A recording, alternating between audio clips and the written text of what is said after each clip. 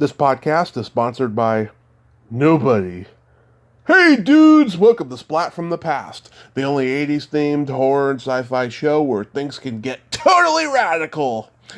Now I am just so excited for today's guest. I will be interviewing Britt Lind.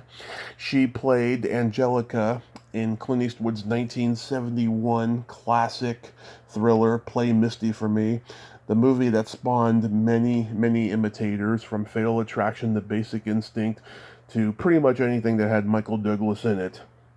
And she's going to be my guest today.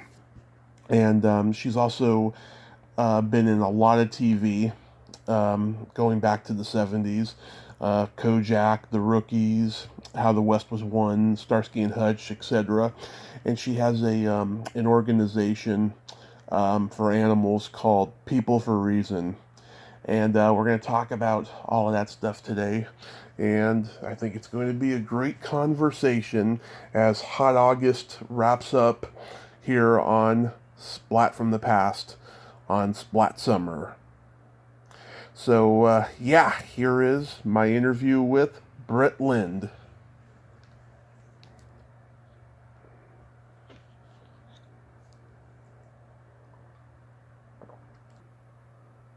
Hello.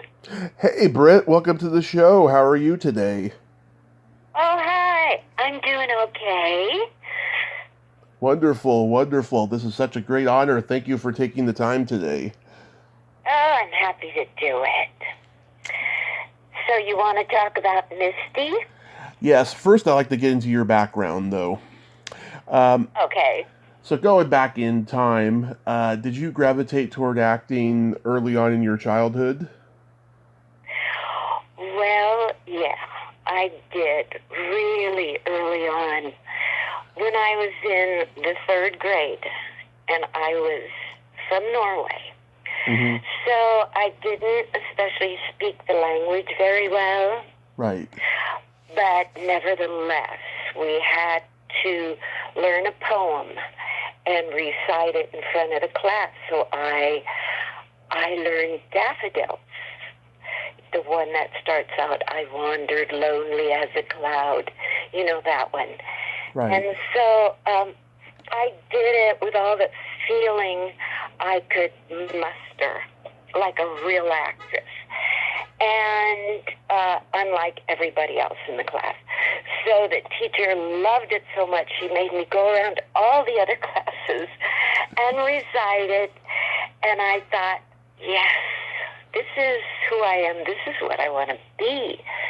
Except I was raised in a very strict Norwegian Pentecostal family. Right. And acting was sin. It was total sin. Anything to do with show business, TV, going to movies. Ha. Practically everything was sin that I loved. So I had to keep it to myself for a lot of years. That is interesting. I have never heard that before. I've heard dancing is a sin, but not acting. Oh, yeah. Oh, that was a sin, too. Oh, very much of a sin. Wow. Oh. Are you Yeah. Are you 100% Norwegian? I was born in Sauda, Norway, and so I had to learn English. But when you're young, you learn it really fast. So that was never a problem. What I wanted to do with my life was a problem. I always wrote stories, too. So my father said, when you grow up, you're going to be an author. Mm-hmm. And so that happened later on in life. But I thought, no. All I want to do is act and sing. And, I couldn't take dance lessons, so I knew I'd never be a dancer. But, that's what I wanted. That was all I dreamed of. And then finally it happened in Monterey when I was going to school there and doing dinner theater, and I got a chance to audition for Misty. Yeah, so you attended junior college in Carmel. I'm born and raised in the Bay Area, so I'm very familiar with that area. It's very beautiful Yeah. over there. Um, did any of your classmates go on to become successful in acting? No. No. Every teacher I ever had said, none of you are ever going to work as an actor. It's hopeless. Learn something else. Get your degree because you're going to fail. And you won't even join the unions. So, I mean, that was the kind of advice I got in school. And I'm trying to think, who else I knew really gave it a go and tried? Well, I can't think of anybody, you know. Okay. I mean, once I came to L.A. and was in acting class, yes, people I knew went on to work. But in school, no. Okay. Yeah. So you were playing the lead in a dinner theater play, and Clint Eastwood saw you and cast you as Angelica. Is that how it happened? No, somebody from the company saw me Okay. at a play I was doing. I can't remember what it was, and suggested to him that I read because I looked a lot like Donna Mills, and he was supposed to mistake me for her. Okay. So then I was called to read on the Monterey Wharf. You know where that is. There's a restaurant there, kind of down below the wharf. So I had to go down some stairs, and they were shooting a scene there. He and Jessica, and so they told me to wait in a booth. And then I was waiting with the producer, and then they had a break in shooting, and then Clint came, and I read with him, and he just looked at me and said, "Go to wardrobe," and that was it. And I wrote about this in my memoir because I thought, oh, he doesn't want me to play the part. He wants me to work in the wardrobe department. I don't know anything about that. Oh, my God. But, well, at least I'll be part of the movie somehow. I had no idea what I was going to do. And so I go back up the stairs, and I'm walking down the wharf. And then the first AD came running after me and saying, "Oh, wait a minute. Okay, we need all your contact info, and we'll get you a script, and then we have to have you pick some wardrobe, and like that."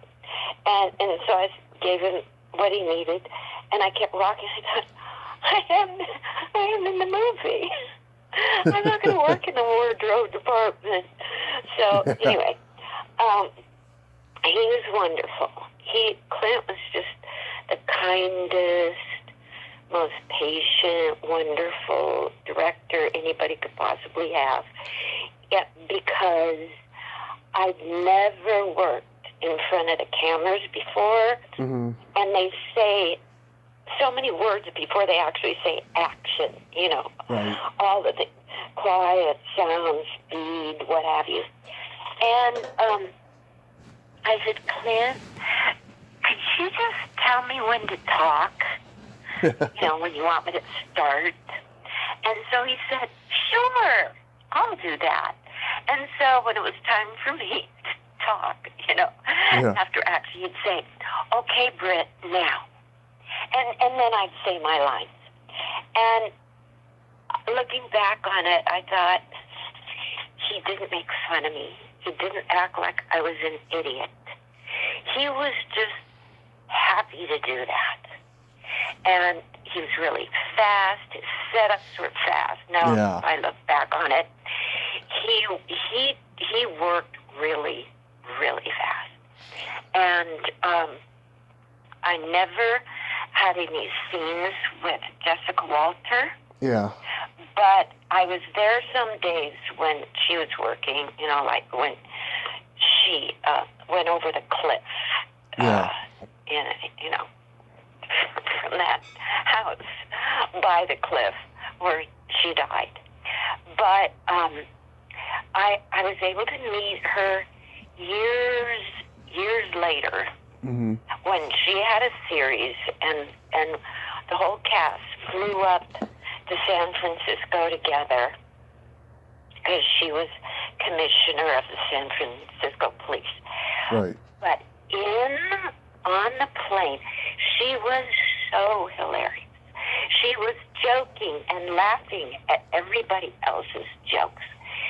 She had no ego. And watching her work, I thought, oh, God, she's such a good actress. And our first scene together was in a car with her sidekick. And so we started our lines. I said my lines, and she said, oh, thank God. I didn't know if somebody who looked like you could actually act. Oh, thank God you can. That's how she was. And I said, oh, thank you. That is awesome. But anyway, when Clint gave me a ride home in his truck from that house, I mean, I was so in awe of him. And he kept saying, so what are you taking class? And what are you interested in? And I was like, oh, my God. This is Clint Eastwood giving me a ride home. I could hardly talk. I was so overcome. I had such a crush on him. He was a big movie star, and I was nothing. I felt like less than nothing next to him. But he was never anything but kind. Yeah. So, yeah, it was really a wonderful experience. Yeah. And, yeah. I always heard he likes to shoot fast, cheap, and always finishes days ahead of schedule. That's him. He is Yeah. so good at that. But he never makes you feel that way, Mm-hmm. I just saw The Changeling last week on HBO.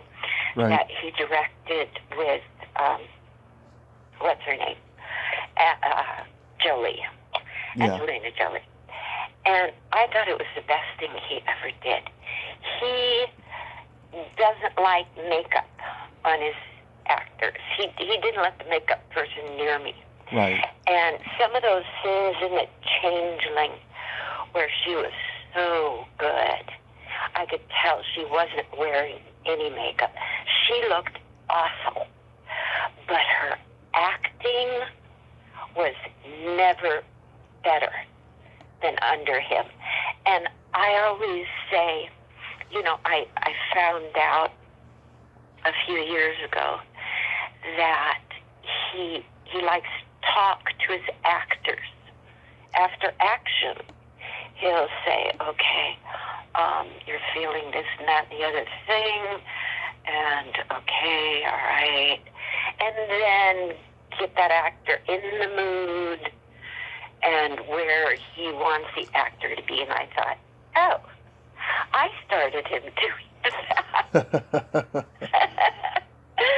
And so he thought, this is a good idea. I like it. So now other actors get the benefit of that. And I've met him since. I've met him a couple of times since. But I always don't know what to say to him. I met him at Universal. Yeah. And I saw him walking towards me, and I thought, oh my God, how can he remember me? He doesn't know who I am. Should I say hi? What do I say? And then he came up to me and said, hi, Britt, how are you? What are you doing on the loft? Oh, I'm reading for such and such. Okay, good luck. It's so good to see you, and blah, blah, blah. I never had the nerve to say, Oh, Clint, I love to work with you again now that I know what I'm doing. I think that would be great. What an honor it would be. I never thought to say that. He always made me tongue-tied, no matter how nice he is. And then I met him not too long ago. His daughter Allison has an animal sanctuary. Yeah. And I went to one of her fundraisers, and he always comes to her fundraisers. So we chatted a bit there, but nothing much. So yeah, and people just rush towards him at these fundraisers. It's awful. So finally they had to rope him off so people can't just overwhelm him. Anyway, but his daughter Allison, I think Clint's wife was pregnant with Allison when I met her on the set of Misty. And I never said to Allison, I met you before you were born. You were in your mother's womb. But she is beautiful. Yeah. And a wonderful actress and a really good director. She's directed some movies that are very good, and she and a friend of mine did this pilot for the internet, and she asked, did I want to, have a small silent bit in it? I said, yes. And I wanted to say I was directed by Clint, and I was directed by Allison.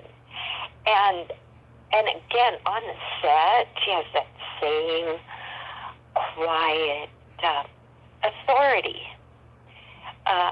that just, I don't know, it's just, you pay attention and do what she says, but it's all in a really nice way.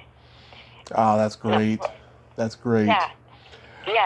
And it's become a series now, so I can't even remember the name of it. But, yeah. So she'll be directing more, but her real passion, her real calling in life, like mine, is helping animals, and that is how I met her in the first place. And she lives real close to me, so. Anyway, yeah, she's just wonderful. I just love her. What did you think of the script? Because this was long before anybody knew what stalking was, and there was no movie like this before it. Yeah, I thought, what a wonderful part for Jessica. And I hadn't seen her in much of anything, just some TV when I was a kid, like Alfred Hitchcock Presents, and that was about it. So I didn't know what she was capable of doing, but I thought, this is really scary. I didn't know how to analyze scripts or think much about scripts. I just knew, I thought, this is a great part for Jessica, and will make her a star. And I didn't realize that it had a cult following until we had a reunion in Carmel several years ago, and there's loads of people there who came to this Misty reunion, and they had a bus ride going to all the different locations, and so I was on the bus. I think I was the only one on the bus. Right. And so then the driver announced that I was on there. Oh my God, people were so excited that I was there. I was saying, my car on here was just very small. I'd done some really nice things. Mm-hmm. since then, but they didn't care. They said, "No, you're Angelica. You're Angelica." And I was so surprised that it has such a cult following. No, but I understand it was so well done. I just, Yeah. I got to watch her do some of her scenes with Clint, and I admired her. And when I was able to meet her years ago and get to know her better, I just thought, this woman is incredible, and she should be doing comedy. Yeah. And of course, she did go on to do comedy. And then she married Ron Liebman, Yep. who was also really, really funny, and who I had known slightly. And I thought, they are soulmates. They will be so happily married till they die. And they were. She talked about him and how fabulous their marriage was. But I just, as soon as I heard she married him, and some people may have thought, well, that's weird. He's kind of a funny-looking guy. Yeah. But I knew that they would be perfect for each other with their incredible senses of humor. Right. So, yeah. This was long before anybody knew what a sociopath or a narcissist was. I think that Jessica Walter exuded all of those qualities perfectly as Evelyn. It's quite interesting. I feel, Yeah, you're so right, because she doesn't come off as a sociopath. Yeah. And it's so true, because I read so much true crime and watch all those true crime shows and about all the mass murders and all that. I know so much about all those people. And Ted Bundy, if you just look if you see film on Ted Bundy, he was so charming. Yeah. Smiling. He could charm anybody into coming into that Volkswagen with him, where Yep. he could torture and kill him, because he was such a charming guy. And Jessica, she was charming, and then up until a point, and then she'd get very angry. You go, whoa, where did that come from? Yeah. Yeah. And I'd be watching it there, and I'd go, oh, and she scared me. Yeah. But she was like a true psychopath. Right. Because that's what they're like. And they can hide their craziness. Be just totally normal people until they decide it's time to kill. And then they do. Exactly. How about Donna Mills? Did you get to meet her and know her? No, she didn't talk to me. No. So that was that. But yeah, Clint, he was friendly. Everybody in the crew was friendly. It was a really nice atmosphere to work in. And I tried to talk to Donna, and I said, oh, I've seen you on your soap opera, and you must be so happy to get this chance to work in a movie. And she said, well, I've done other movies before this. I said, oh, okay.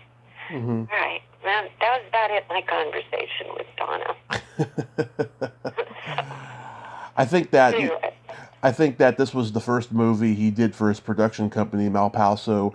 I remember him saying in an interview that the studio told him that this movie would ruin his career because it wasn't a Western or a war movie, and he hadn't even done Dirty Harry yet. That was the next movie he made. And he proved them wrong. I mean, it's a great movie that still holds up. He so freaking talented. He is one of the best directors that there is. He just has that talent. He knows how to get the best out of actors. And when you do that, you have a good script and really good actors, you can't fail because he knows what he's doing. I mean, later on, I became friends with Bruce Geller, who created Mission Impossible, the TV show, Right. and also had been executive producer on Rawhide. And Right. so he worked with Clint, who played Rowdy Yates on there. Right. And he said he knew right off that Clint was going to be a star because of the way he knew how to put his eyes towards the camera. Not right into the camera, but right beside the camera and connect with the audience. Even though he was quiet-spoken and some of the other actors had like more, I don't know, outgoing type characters on that show. Right. He was the one that Bruce said, yeah, he's going to be a star. And then, of course, he went from that to the Italian Westerns, and the rest is history. Yeah. So after you did that movie, did you get your parents' approval with the acting? No, that didn't come until years later. No, I went to Hollywood, and then the first job I got was a Budweiser beer commercial that ran on football games. Right. And so my father saw that, and he wanted to kill himself because drinking, that is just such a terrible sin that it's unspeakable. Yeah. I was going to end up in the gutter because of that Budweiser beer commercial. And, of course, it ran all the time for like 2 years. And you know, he couldn't escape it if he watched football. So there was that, and then I played people who ended up being murdered, and then my mother would make herself watch and then get really, really, really upset. Right. If they showed me in the morgue dead. And I would have to call and say, I'm not dead. Not dead, I'm okay. And then much later on, but then there was Vegas with Bob Urich, and I played a dancer, and I ran around in a bikini the whole show. No, that was horrible. Right. So, but later on, then in How the West Was Won, I played a virtuous Amish girl. Right. Who Bruce Boxleitner met, and James Arnaz was the star of that. And so, yeah, I was so virtuous, so good, so wonderful. And then all my parents' Norwegian friends said, oh, Britt, Josephine, ja, the rest was won. You know, and saying, oh, yeah, she's so good in that. Oh, we love her in that. And then my mother, watched it, and then again was sad when I was killed. but she hates that when I get shot or run over or anything. And so she started warming up. And I had joined an actors group at Hollywood Presbyterian Church, and we had a theater group there, and she loved our pastor, who had a TV show, and he was a wonderful man. Mm-hmm. And so she came down. We would have a huge party for the Academy Awards. And so she got to meet her favorite pastor in person, and there he was attending like a big Academy Award screening with all of us actors being waiters, and that did it. From then on, she was a fan, and then when I got to work with her other favorite actor, Peter Falk, mm-hmm. and then later on got to come down and meet him, and his assistant and I took her to where he was shooting on a set, and of course it's dark, and except in the little corner where they're shooting, and she could say, "Oh, is it okay if we're here? Maybe we shouldn't be here. Are we allowed?" And I said, Yes, Peter asked for you to come. "Oh, I don't know. Maybe he'll get mad if I'm here." And I said, No, it's fine. You can come right up to where they're shooting. "Oh, no. I don't think so. He might get mad at me. Let's go outside." So we went outside. Peter came outside and gave her a hug.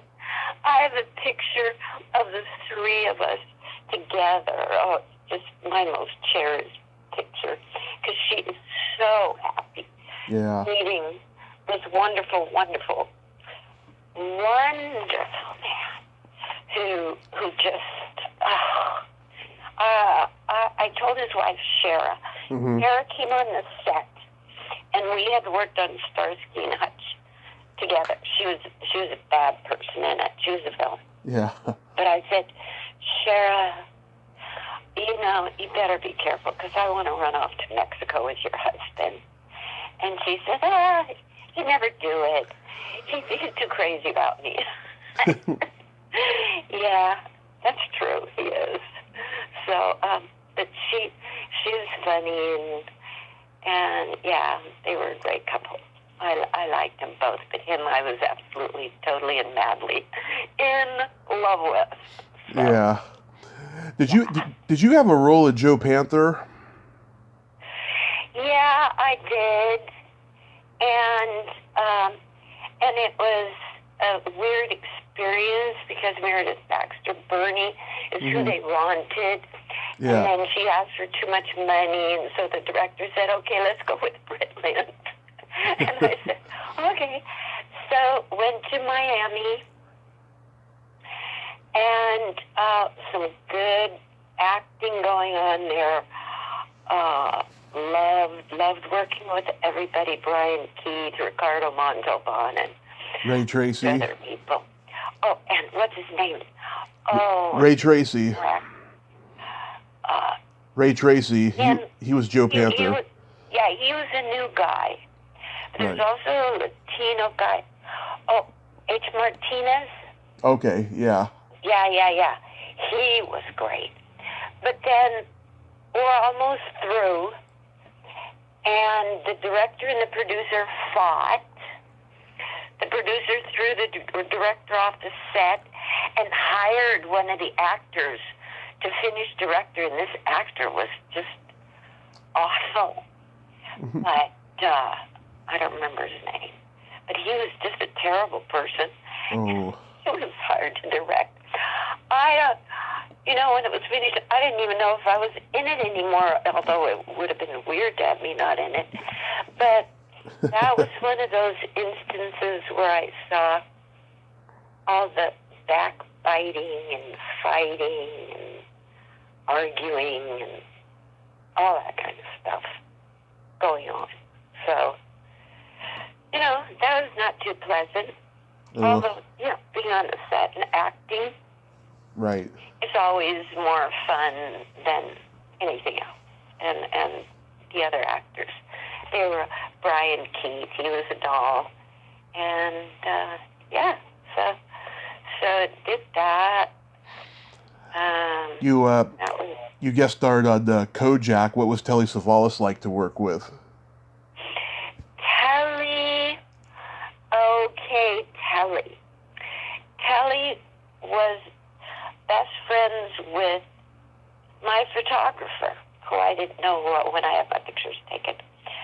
But, so my photographer, Vince Conti, he knew a lot of famous people. Right. But Telly was his best friend from New York. But anyway, so I kind of got to know Telly and George, and because I thought it was exciting to hang around on set, since I'd only had, like, I don't know, 2 jobs, like on the show I don't even remember, and then on Emergency, which was a good experience. But I thought hanging around sets was fun. Right. Now it's no fun being on sets unless you're working. But then I didn't care. I just wanted to be around it and watch people work. So I got to know Telly. And then a good part came up, and so I asked him about it, and I was going to ask my agent, and then I had a horrible attack of peritonitis, ended up in the emergency room, almost died, was in a coma for just a few days, and was out of it for a long time. And but I opened up my eyes, and the first thing I saw was a giant bouquet that said, "Who loves you, baby?" Oh. Which is what Telly always liked to say. And so there was a small part available on Kojak when I got out. And I said, yeah, I want to do it. I want to do anything. And then I ended up getting blown up because the murderer was somebody I got to know really well later. Now I can't remember his name. Oh, God. Oh, great actor, great villain. But anyway, so I got blown up. Mm-hmm. And then, because I knew Telly, my then boyfriend, who was going through a divorce, Kevin Dotson, came to me and said, "Britt, there's a part that..." No, this was before Kojak. Right. Before Kojak. I was still on the sets when Kevin came to me and said, "Telly is going to do a show called Kojak, and there's a part in there that is so perfect for me. So will you talk to him and George about me getting an audition?" So I nagged Telly, I nagged George. I said, "This guy, Kevin Dotson, he is such a good actor. He's not the short Banny Rooster type that you're looking for Crocker, but he's so good. And you've got to give him a chance." So they did. He aced the audition, and he got the part of Crocker, and that was his first show, and that started his career. Wow. So, yeah.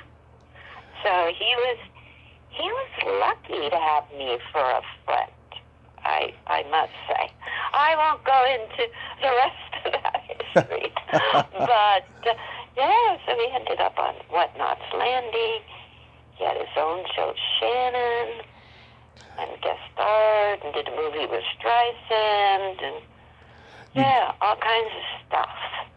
Because I begged Telly and George until they were so sick of me. They said, "Britt, why do you keep asking for this guy to have a part? Why don't you ask for yourself?" I said, "Well, that's hard. I've never known how to ask for myself. It's always been easier to ask for other people." And same when I was married to a producer who's now deceased. Yeah. I always say, oh, my friend Katie is perfect for this, or my friend so-and-so is perfect for this. Why don't you just, they're really good, why don't you just offer it to them? Just make an offer. Don't make them audition. You won't be sorry. Because actors love when they're offered something.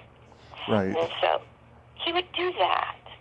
He would do that for me, offer for, and for myself, I auditioned, and then his friends would say, like, oh, you can act. Why didn't Alan say this to me? Why didn't he say that? And they don't even know it until my first scene where they go, oh, you're good. Well, why is Alan hiding you? And he was afraid of being accused of nepotism. But for my friends, he would do it in a second because he knew I would never recommend anybody who wasn't really good, or else, he never would have listened to me again if I recommended somebody bad. So, but I knew a lot of good actors, so it wasn't a problem. Yeah. And then you did a 2-part medical center episode. Oh, God. that was the worst thing I ever did. I don't even like to talk about it. Okay, we can skip that. It was so horrible.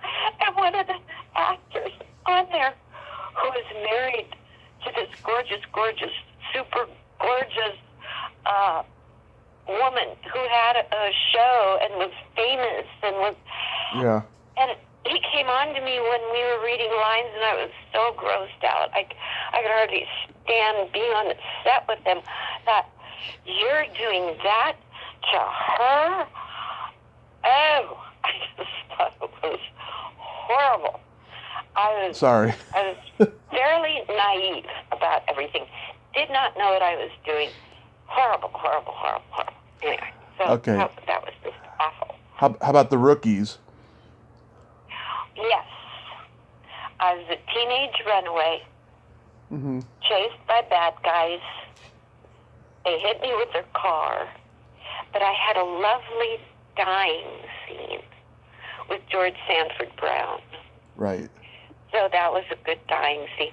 And I did end up in the morgue, and they had to freeze frame it because I could not stop my eyelids from quivering. I have that problem when I die. I just can't. It's just too hard, so they just freeze frame. But yeah, and my mother was extremely upset over that. She just took that totally to heart. But George Sanford Brown's wife, what is her name? Tyne Daly. Yes. She came to visit in the morgue. And she was wonderful. So friendly, vivacious, very thin, very beautiful, just an exceptional human being, and of course, a fabulous actor who Clint used. The Enforcer, yeah. Yeah, he used her, and she was great. She was killed in that, and I loved her in that movie. I think it was on Alcatraz, that they were running around on Alcatraz. He was Dirty Harry. So, but I just thought, oh, she is so great. Yeah. So I met her early on when she was just stunningly gorgeous. So, yeah. Why was Emergency a great experience? Yes. So much fun. Both of those guys. Lots of fun. They, again, joking, laughing, carrying on. Yeah. In a scene where I was pushing a cart, and I had to say this dialogue to them, blah, blah, blah, blah, blah. And then there was like this medical term Yeah. that I could never remember. So, so we do it. Action. I start the cart. Everybody, all the background people, everybody, they all start moving. And I'm going, blah, blah, blah, blah, blah, blah. Oh, I forgot. Cut. Okay. Back to first place. Okay. And I'm going, oh, I don't remember this word. Da, da, da, da, da, da, da. So, action. Blah, blah, blah, blah, blah, blah, blah, blah, blah. Cut. Oh, my God. So, I think I've never done that before. Or since. And then when I finally did it, I was so relieved. I thought, oh, thank God. I just had this horrible mental block about that word for some reason. It was so humiliating. And the two guys, they thought it was hilariously funny. And, you know, the background people are like, oh, my God. You know, they had to keep going back to their places. But, yeah, that was fun. Yeah, except for that mental block. Did you meet Jack Webb? No. I met him much later at a restaurant where all the rich and famous would go eat. What was it called? It was a long time ago. Was that Musso and Frank's? Huh? Musso and Frank's? No, it was... The Brown Derby? No, it was something called, like, not Delmonico's or something. It was like this small restaurant. Famous people enter through the kitchen. Some director took me there, I think to impress me. And I thought, why are we going through the kitchen? And Mary Tyler Moore was coming through the kitchen, and Jack Webb was seated at the bar. And, it was like across the street from the hospital, Cedar-Sinai. Right. You remember? It's not there anymore. Yeah. So everybody is seated like so close together you could hardly move. Mm-hmm. And I thought, why do all these famous people want to eat like this? You know? Yeah. You hardly feed yourself without bumping into somebody. But that's where they all went at the time. Nice. I don't know why, but Jack was there drinking at the bar. How about working with Jack Palance on Bronc? Wonderful. He was, people have said, oh, he's tough to work with, blah, blah, blah. And saying those kind of things about him. I never found him to be that way at all. And I worked with him for several days because I wanted to kill him. I'd killed 2 people. Yeah. And and he always said, just like Peter Falk, you want to run lines? And I go, yeah. And he always wanted to run lines. He was just, when I had suggestions, he'd go, yeah, I like it. That kind of person, unpretentious, no ego, and really good actor. So that was him. Yeah. Wow. Yeah, a lot of people told me he was tough to work with, but that's refreshing to hear something new for a change. Oh, yeah. So how did People for a Reason come about? Well, can I tell you the beginning? Of course. Okay. So, yeah, I was married to Alan, and we read an article about Paul Watson and how he had left Greenpeace because he was unhappy with them, founded the Sea Shepherd organization, and all the things he had been through with whales and seals and all the things that Greenpeace took credit for that he did. And I said, we have got to bring this guy down, you've got to do a movie of the week about Paul Watson. So Alan agreed. He talked to the president of CBS. He agreed, flew Paul down. He met everybody. And then Tony Bill, who was a producer and actor, he called Paul in, offered him $250,000 for the rights to his story, and we said, you got to do it. Because with that money, Paul was able to buy a new ship because his other one had been sunk. And so Tony Bill never did the story. We would have done the movie the week, but, you know, he wouldn't have gotten that much money, that's for sure. So, anyway, so I started working for the Sea Shepherd, getting petitions signed about the seal hunt and all horrible things that were going on. Right. And then all roads led to Chris DeRose, head of Last Chance for Animals. Because anybody who knows me knows I love animals.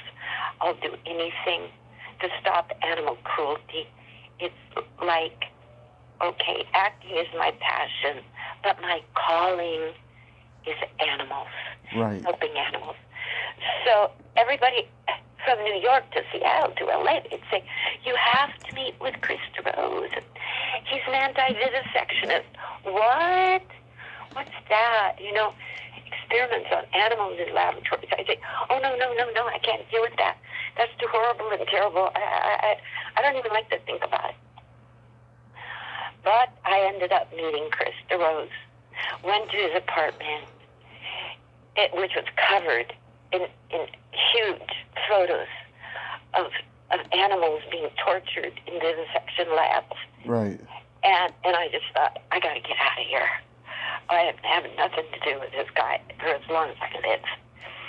And then, of course, his people started calling me, come to this demo at USC, we have a big protest. And I finally gave in and said, okay. So I went there. I didn't say anything. I was very shy. But I met my friend Debbie Weidel, and we decided to go to a meeting, to a screening of Hidden Crimes, a documentary about vivisection that Javier Burgos had produced. We went and we saw this documentary, and we walked out of there and felt like we'd been hit by a freight train. It changed our lives. And I still remember sitting in the backyard on the steps saying, okay, God, I know what you want me to do, and I don't want to do it, but okay, I'll do it. I'll fight vivisection if that's what you want me to do. And I felt such relief, and like a weight was taken off my shoulders because I knew I'd found my calling. And that was the beginning of being an anti-vivisectionist. And years later, Javier, he went back to Spain, and Chris DeRose was branching out into other things. And we formed People for Reason in Science and Medicine, pro-health, pro-environment, anti-vivisection. And we deal with the whole paradigm of animal testing, how it affects our health, how it affects our environment, how the petrochemical pharmaceutical industry is destroying our health and destroying our environment. And that's what I've been doing ever since, until this very day, when obviously I am fighting the pharmaceutical industry, because what a lot of people do not realize is that the vaccine industry is a huge part of the vivisection industry. Right. Millions of animals have been slaughtered to become ingredients in vaccines, and millions more have been tested on, have had vaccines tested on them, and then slaughtered after that. Yeah. And of course now they are either in the COVID vaccines or animals are part of the testing and manufacturing of even the mRNA vaccines. So, you know what Robert Kennedy said when I talked to him in Malibu several months ago. He said, the thing that makes vaccines, makes them above the law, is because they contain biologics. That is either the unfrozen tissue, fetal tissue of human babies, or the pus and putrescence of animals. That's what makes it possible for them to say they're vaccines, and it doesn't matter how many people they kill and injure and have for all these many years, is because they have these biologics in them.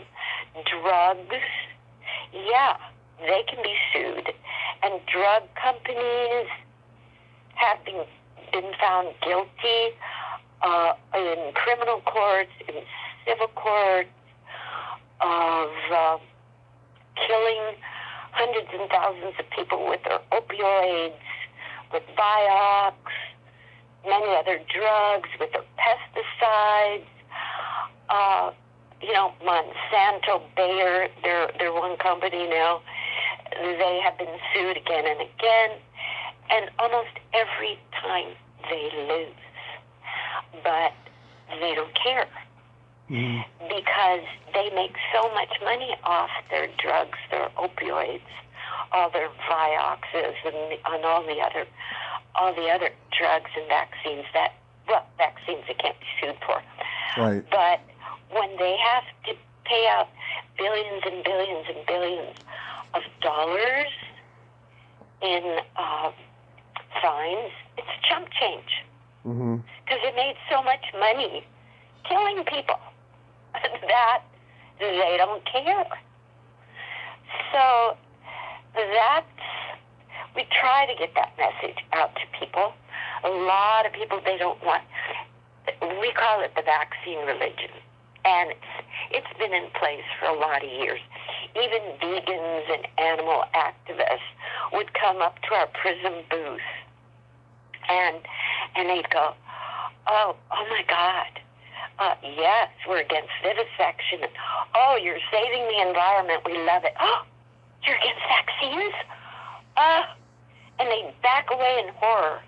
And we say, come on, let's just discuss this. What you've heard may be false. We have information about the polio vaccine. Come on, just read it, discuss it. No.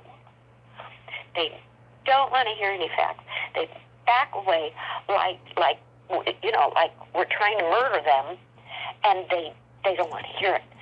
So we're kind of used to people believing so staunchly in vaccines because that's all they've heard all their life. But we're making inroads. Absolutely, we could tell at our info booths and by our emails that people were saying, no, we're not going to vaccinate our children, or my first child that I vaccinated was injured by a vaccine. I'm not doing it to my second child. We kept hearing that again and again and again. We thought, finally, people are starting to understand. Then the fear-mongering regarding COVID and the COVID vaccines, and that just blew everything we'd accomplished all to heck. Because then people became 1,000 times more fearful.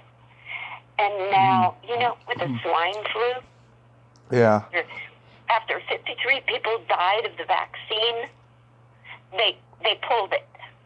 Now, how many people is it? I always have the VAERS site, the CDC VAERS site. They report like less than 1% of how many people have been killed by the COVID vaccine. And now it's up to, when was this? I don't even, 8/13, August 13th. The death count was 13,068. And that's less than 1% of the actual number. And, I mean, 53 people from the swine flu vaccine, and they pulled it. Everything has changed. Everything has changed. Because what a lot of people don't realize, I mean, who have been doing this for a lot of years, anti-deceptionists, know that now, because we saw it happening, drug companies buying commercials.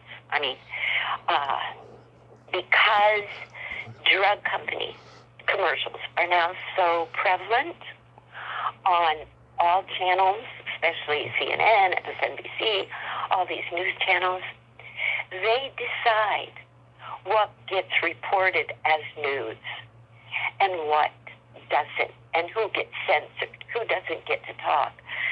So news and advertising have become one thing.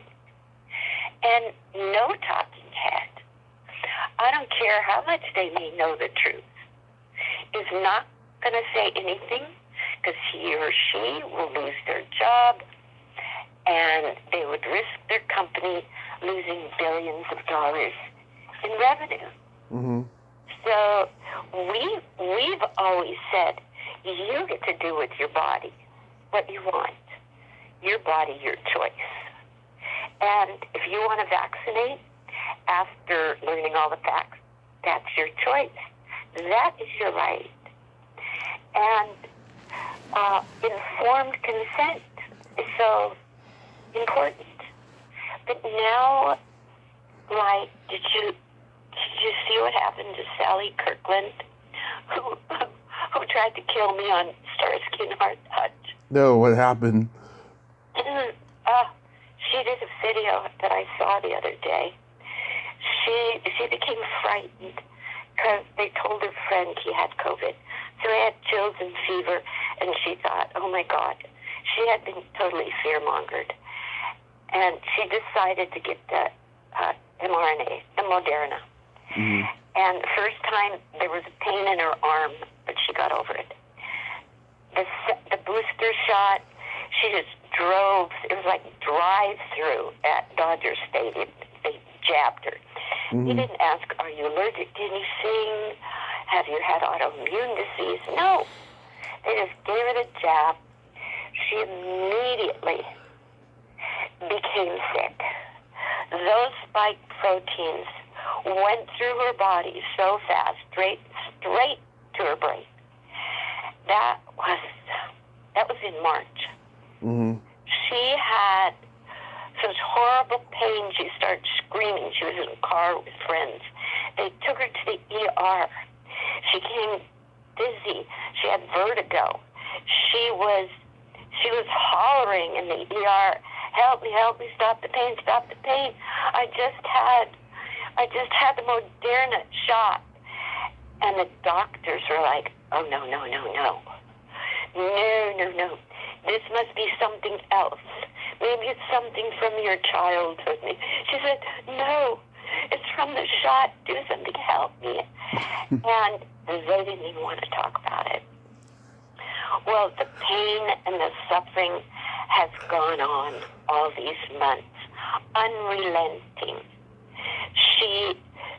The nausea, the vertigo, dizziness, pain in every organ of her body. And she's such a dear, sweet lady. So sweet, in spite of the fact that she tried so hard to kill me. I always admire her as an actress. And she's also a minister. Yep. Couldn't find a nicer lady who doesn't deserve this.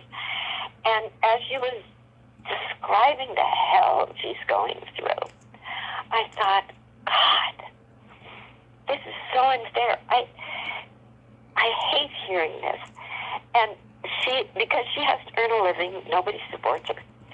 She got a part a few weeks ago where she says a few lines in the movie. In New Orleans, she collapsed in the elevator in her hotel in New Orleans to the ER. Mm-hmm. And again, she told the doctor this happened after I got vaccinated with Moderna. He said, yeah, you have no idea how many of these I have seen. I know what you're going through. And she said, you actually believe me? She said, you're the first doctor who has actually admitted it. And he said, oh, no, I've seen too many people who are going through exactly what you're going through. And the spike proteins, they may make their way out of your body, but until then, they're going to suffer, and hopefully it won't affect your heart. And he said, the best I can do is give you pain medicine like the other doctors, just to stop the horrible pain. Mm-hmm. So this is what my friend Sally Kirkland is going through, because she became so filled with fear when they told her friend it was COVID, which it probably wasn't, and after a few weeks he was fine. Right. And everything she described he was going through, I thought, okay, I've been through that a few weeks, more than once in my life. It's no big deal. It's the flu. It's the cold. It's nothing. It's a virus like at all the other 200 coronaviruses. But like somebody said the other day, they decided to make this coronavirus a movie star. So he was going to become famous and make them an awful lot of money and all the rest of that stuff. But that's what I'm dealing with now. And, it surprised me how many people are rejecting the vaccines. And I'm thinking, hallelujah. Some people have managed to hang on to their common sense, decided not to be brainwashed, and that makes me very happy. And there's millions of them all over the world fighting the lockdowns and the horrible things that are going on in Australia that's turned into a police state, and people are suffering everywhere. Yeah. So anyway, that's that about that. But about this section, I wanted to say that Allison Eastwood, such a dear person, she tried her best to shut down the baby monkey lab at the University of Washington. She tried to help us do that. She talked to Bobby Shriver, Mm-hmm. because it's his mother, Eunice Shriver, who founded all these baby monkey labs all over the country, and we shut down one in New Jersey. This one at the UW is just especially horrible. And God bless her. She really tried to help us with the Shrivers because she grew up with them. And they're in total denial of they don't want anything to do with it. So but Allison tried. I have to give her that. Mm-hmm. So I do love her. I just admire her so much. And you have a podcast called Prism. Well, every once in a while we'll do a podcast, and the place where we're doing them, where we could all meet to do it, or not, it isn't available anymore. So I may have to make everybody drive out to where I live and here, taking the butt. But I may have to do that because I love doing podcasts. I love just talking about what's going on, and we really do need to talk about what's going on. Right. But I don't know how much time we have left, but I wanted to tell everybody to go to BrittLind.com, because all the books I write, all the money goes to Prism. So if you buy one of my books, buy it Amazon, Kindle, whatever, Mm-hmm. it all goes to Prism. and every penny helps. So I just wanted to say that in case anybody, like I said, I love crime, true crime, murder, police procedurals, all that kind of stuff. All my scripts have been about that. And so my books are, too, because I don't know why I'm drawn in that direction. I'm a nice, non-violent Norwegian girl. So, I just love crime. So go figure. But no, it's part about the justice that I like. When a cop dedicates his life to tracking down a criminal and then gets him and brings him to court and he's convicted, it's very satisfying. To me, as a Libra, I do love justice. So that's the part about it that I like. Wonderful. One last thing I want to ask you, Britt. How what's your secret to not aging? Because you look so damn good. Well, I have to say, if you saw the picture of me with my mother and Peter, and I looked at it and said, wow, she looked good. She was like 85 or something like that. Yeah. And I have to give credit to genes, because I haven't had a facelift.